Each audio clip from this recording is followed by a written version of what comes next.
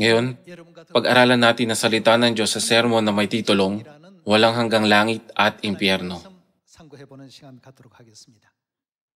Sa lahat ng tao sa mundong ito, ang panahong ginugugol natin sa lupang ito ay panahon ng pagkakataon. Sa sangandaan sa pagitan ng langit at ng impyerno, gagantimpalaan tayo ng Diyos ayon sa ating mga gawa sa lupang ito.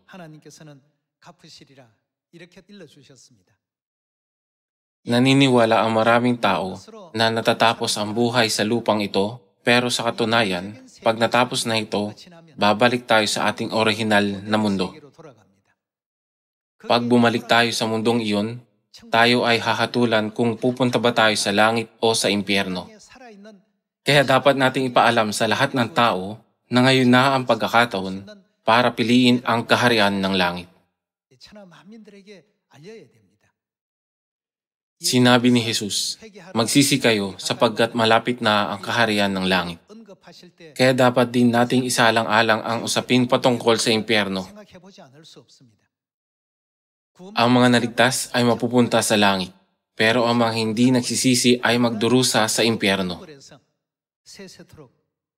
Isalang-alang natin na niligtas ng Diyos ang kanyang mga anak mula sa nasabing mundo at tinatag ang bagong tipan sa pagsasakripisyo ng kanyang sarili. Isipin natin, gaano kadakila ang pag-ibig ni Ama at Ina para sa atin. At gawin ang Sabat na ito na isang pinagpalang araw sa pagbibigay ng pasasalamat at luwalhati kina Ama at Ina. Tingnan natin ang Hebrews chapter 9 verse 27.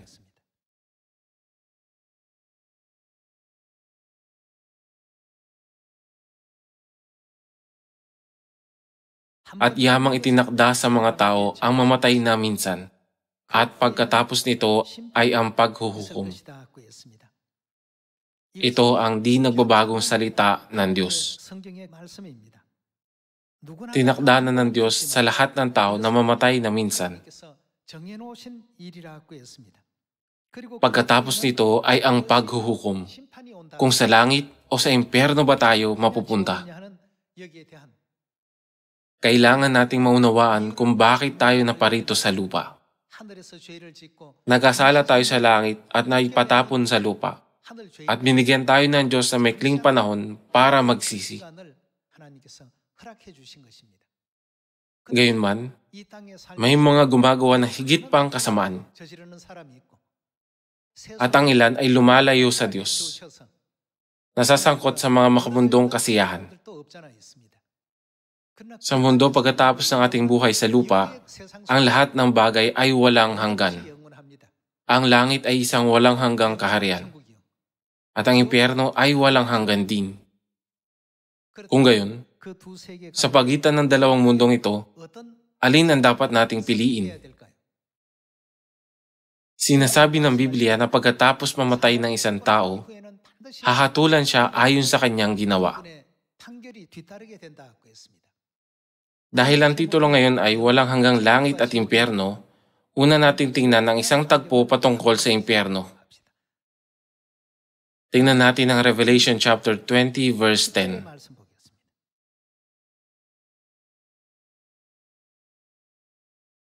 Chapter 20 verse 10. At ang diablo na dumaya sa kanila ay inihagis sa lawa ng apoy at asupre, na kinaroroonan din naman ng halimaw at ng bulaang propeta, at sila'y pahihirapan araw at gabi magpakailan paman. May mga tao na iwinawala ang pagkakataon na magsisi sa lupang ito. May mga tao na hindi naniniwala na umiiral ang langit at ang impyerno. Dahil hindi ito nakikita, ipinagpapalagay nila na hindi umiiral ang mga mundong ito. Sa pansamantala at nakikitang mundong ito, iniisip nilang, paano ako magkakaroon ng mas mataas na katayuan kaysa sa iba? Ito ang nagiging pinakalayunin nila sa buhay. Bilang resulta, ang 60 hanggang 70 taon ay lumilipas sa isang kisap mata. Pagkatapos, sila ay tatayo sa harapan ng hukuman. Sa halip na magsisi sila, nasangkot sila sa lahat ng uri ng mapaghimagsik na gawa. Kaya wala na silang pagkakataon na magsisi. Sa halip na sabihin ni Jesus na, magalak kayo, sapagkat malapit na ang kaharian ng langit, patuloy niyang binigyang diin na, magsisi kayo sapagkat malapit na ang kaharian ng langit. Ito ay dahil papalapit na sa kanila ang mundong nilalarawan sa Revelation chapter 20. Ang kalooban ng Diyos ay ang pigilan silang pumasok sa lugar ng pagdurusa. Lumipat tayo sa verse 13. Chapter 20 verse 13. At iniluwa ng dagat ang mga patay na nasa kanya, at ibinigay ng kamatayan at ng Hades ang mga patay na nasa kanila, at hinatulan ng bawat tao ayon sa kanilang mga gawa. Ang kamatayan at ang Hades ay itinapon sa lawa ng apoy. Ito ang ikalawang kamatayan, ang lawa ng apoy. At ang sinumang hindi natagpo ang nakasulat sa aklat ng buhay ay tinapon sa lawa ng apoy. Sa pahayag na ipinakita ni Jesus, nakita ni Apostol Juan ang tagpo patungkol sa impyerno. Lumipat tayo sa chapter 21. Chapter 21 verse 8. Ngunit sa mga duwag, sa mga hindi nananampalataya, mga karumal-dumal, mga mamamatay tao, mga mapakiapid, mga mangkukulam, mga sumasamba sa mga Diyos-Diyosan, at sa lahat ng mga sinungaling, ang kanilang bahagi ay sa lawa na nagliliyab sa apoy at asupre na siyang ikalawang kamatayan. Nirecord din niya kung anong uri ng mga tao ang mapupunta sa impyerno. Sinasabi ng Biblia na ang pagdurusa ay hindi lang pansamantala. Ang panahon ng kanilang parusa ay tatagal magpakailanman. Lumipat tayo sa chapter 19 verse 19. At nakita ko ang halimaw at ang mga hari sa lupa at ang kanilang mga hukbo na nagkakatipon upang makipagdigma laban doon sa nakasakay sa kabayo at laban sa kanyang hukbo. At hinuli ang halimaw at kasama niya ang bulaang propeta na gumawa ng mga tanda sa harapan nito, na siyang ipinandaya sa mga tumanggap ng tanda ng halimaw at sa mga sumamba sa larawan nito. Ang dalawang ito ay buhay na inihagi sa lawa ng apoy na nagliliyab sa asupre, at ang mga iba ay pinatay ng tabak na lumalabas sa bibig noong nakasakay sa kabayo, at ang lahat ng mga ibon ay nabusog sa mga laman nila. Sa Revelation, marami tayong makikitang tagpo patungkol sa impyerno. Lumipat tayo sa chapter 14. Tignan natin ang verse 10.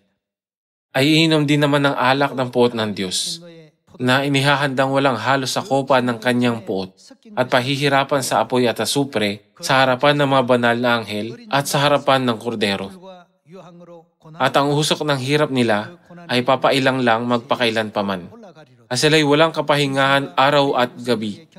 Sila ang mga sumasamba sa halimaw at sa larawan nito at sino mga tumatanggap ng tanda ng kanyang pangalan. Ipinakita ni Jesucristo kay Apostol Juan ang mga tagpo patungkol sa mga pinahihirapan sa lawa ng apoy magpakailan paman. Higit pa rito, 2,000 taon na kalilipas, noong pumarito si Jesus sa lupa at nagturo sa mga banal ng sinaunang simbahan, sinabi niya na hindi sila dapat na mapunta sa impyerno. Tingnan natin ang Matthew. Chapter 25, verse 40. At sasagot ang hari at sasabihin sa kanila, katotohanang sinasabi ko sa inyo, yamang ginawa ninyo ito sa isa, sa pinakamaliit sa mga kapatid kong ito, ay sa akin ninyo ginawa. Pagkatapos ay sasabihin niya sa mga nasa kaliwa, lumayo kayo sa akin, kayong mga sinumpa. Doon kayo sa apoy na walang hanggan na inihanda sa Diablo at sa kanyang mga anghel. Sapagat ako'y nagutom at hindi ninyo ako binigyan ng pagkain. Ako'y nauhaw at hindi ninyo binigyan ng inumin. Ako'y taga-ibang bayan at hindi ninyo ako pinatuloy. Hubad at hindi ninyo ako dinamitan. May sakit at nasa bilangguan at hindi ninyo dinalaw. Pagkatapos ay sasagot din sila na nagsasabi, Panginoon, kailan ka namin nakitang gutom, o uhaw, o isang taga-ibang bayan, o hubad, o may sakit, o nasa bilangguan, at hindi ka namin pinaglingkuran.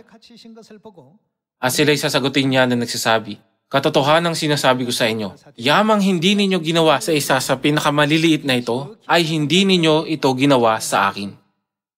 At ang mga ito'y mapupunta sa walang hanggang kaparusahan, ngunit ang mga matuwid ay sa buhay na walang hanggan. Dito, binanggit din ni Jesus sa kanyang mga alagad ang tungkol sa impyerno sa pamamagitan ng isang talinhaga. Kumpirmahin natin ito sa chapter 23. Matthew chapter 23 verse 32.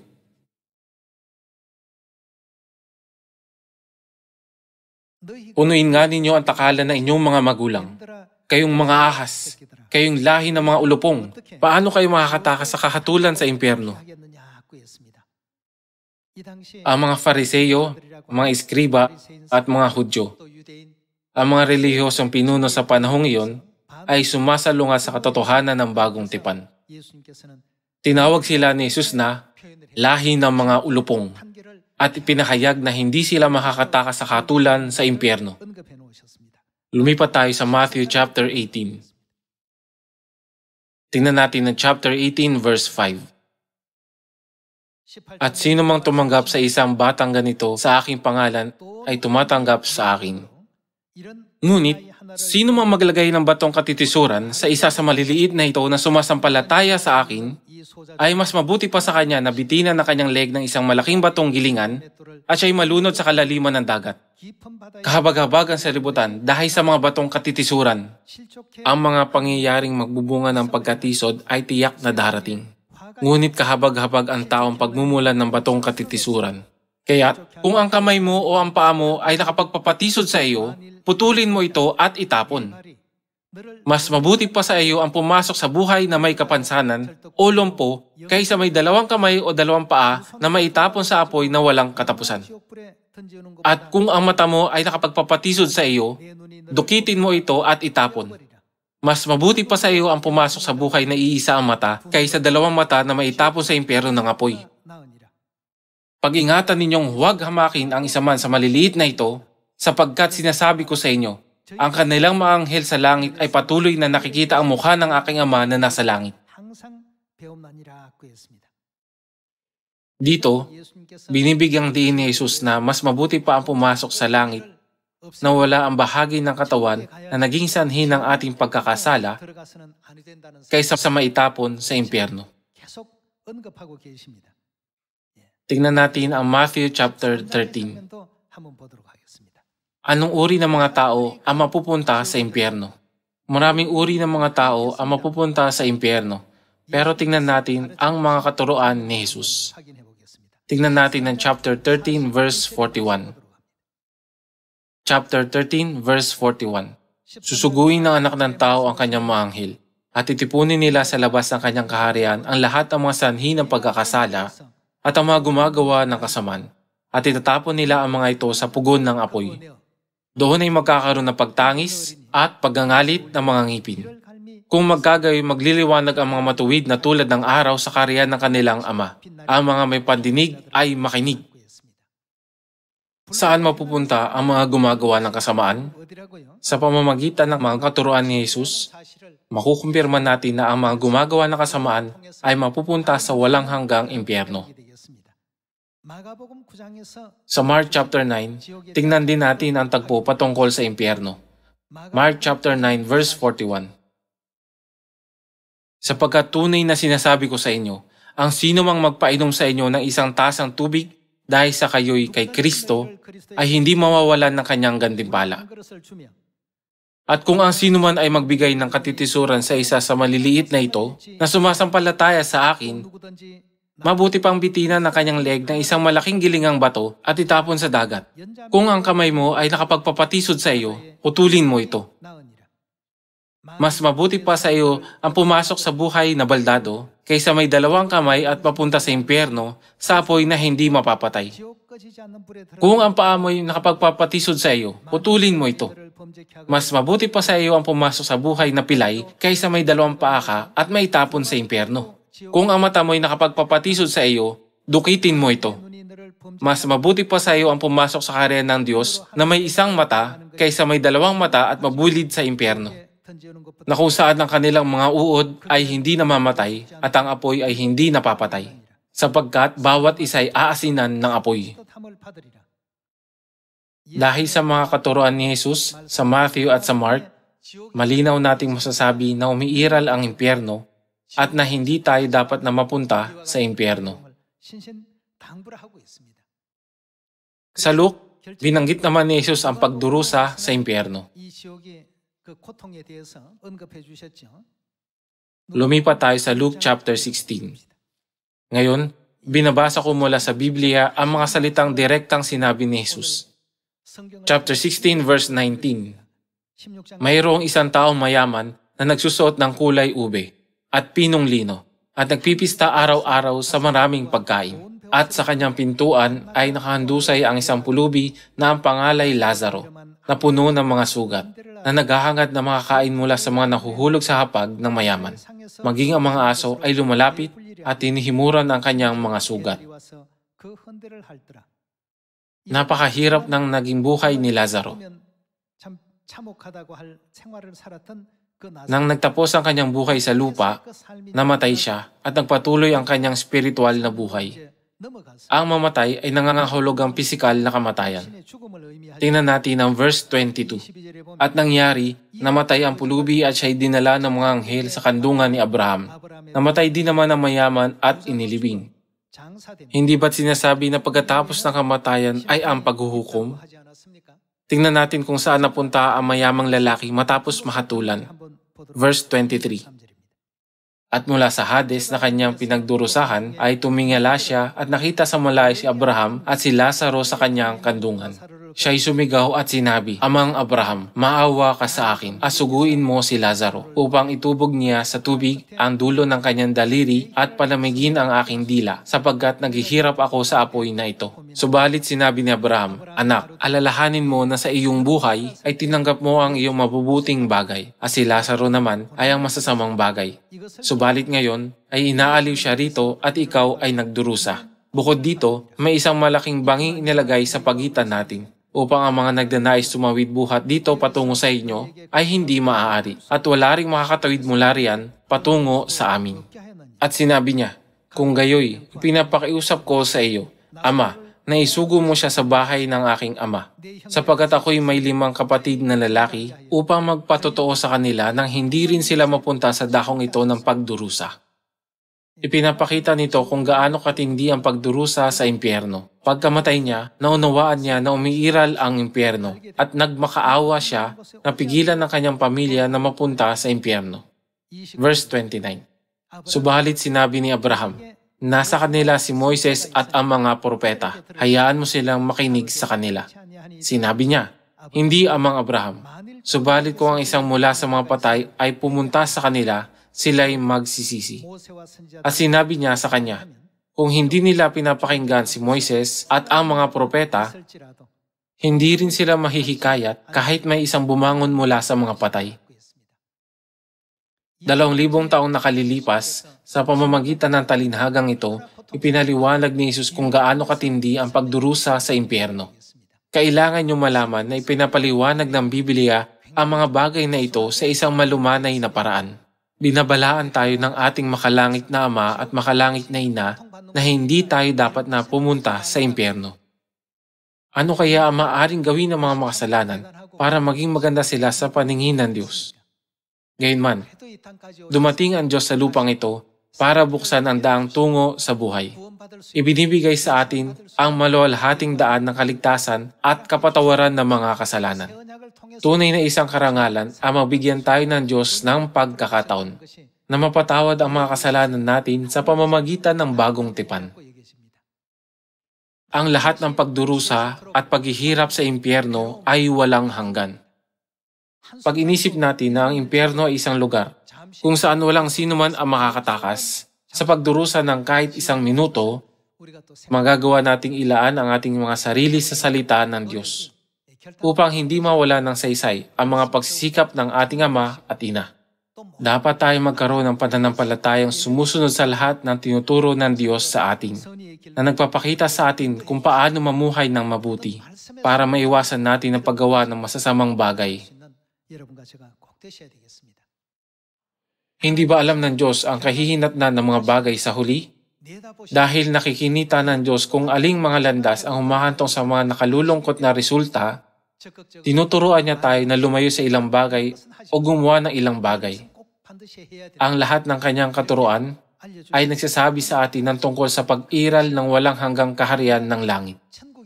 Kaya hindi natin kailanman dapat nakalimutan na kung hindi natin susundin ang kanyang salita, tayo ay hahantong sa walang hanggang impyerno. Kahit ilang beses pa natin sabihin sa mga tao na mayroong langit at impyerno, hindi pa rin nila ito pinaniniwalaan. Ito ay dahil hindi nila ito nakikita. Gayunman, tulad ng mayamang lalaki sa talinhaga, pag nakita na ng mga tao kung ano ang kinahinatnan ng isang bagay, saka lang nila na naising magbago. Pero sa sandaling iyon, ang pagkakataon na magsisi ay wala na. Ang panahon ng pagsisisi ay ang panahon kung kailan tayo nabubuhay sa lupang ito. Matapos mailabas ang hatol ng walang hanggang langit at impyerno, hindi na ito mababawi pa kahit na magsisi tayo ng 1,000 beses. Sa lupang ito lang umiiral ang pagkakataon. Kaya hinihiling ko sa inyo na ilaan ang inyong mga sarili sa salita ng Diyos at mamuhay na naaayon sa mga ito. Tingnan natin ang 2 Thessalonians chapter 1 verse 7.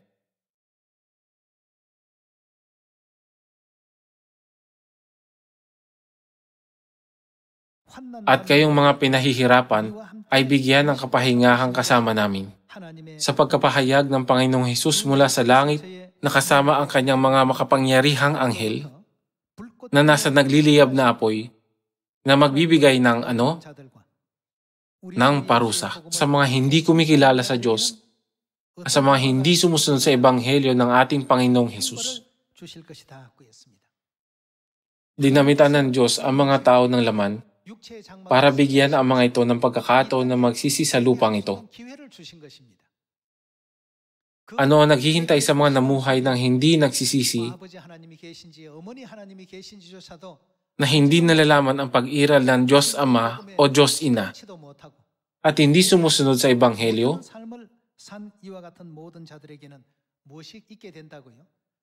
Ito ay kaparusahan. Saan ang lugar ng kaparusahan? Magdurusa sila sa walang hanggang impyerno. Sila ang mga hindi nakakakilala sa Diyos at ang mga hindi sumusunod sa ebanghelyo ni Kristo.